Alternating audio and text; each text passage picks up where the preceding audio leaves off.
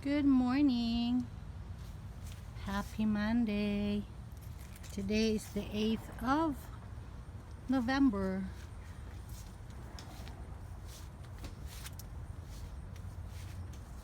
This is the wildfire bush that turns red. Very, very red in winter.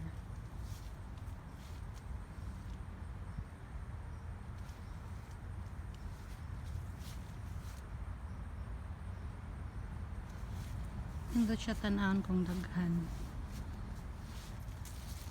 kay puwa kaayo, pero kung usara dili nimo makita ang iyang kanindot. Okay, mao na yung name, wildfire bush. Tanawa puwa kaayo. Look,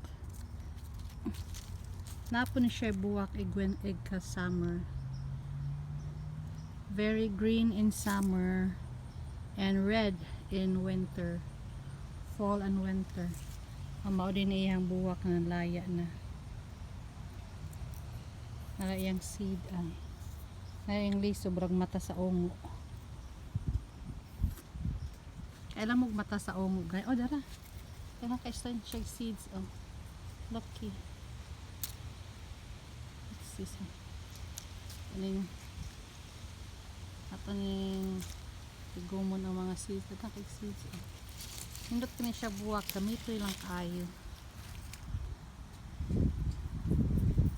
gamitoy kayang liso, bura po og kaning matanaw, bura ka ng achutis, ay oh my goodness, tanawa po kayong kamot na napusat. Napusat ng liso.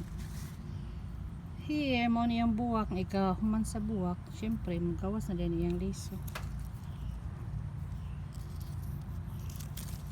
Ako rin naghinga na wildfire bush. Kaya bura man siya nagkayo-kayo. Bitaw, nindot yun siya na, na kahoy. Nga bush. Ay, hindi siya kahoy. Gamito yun naman. Nindot siya pang fence sa balay. Wow, dahil kayo bunga.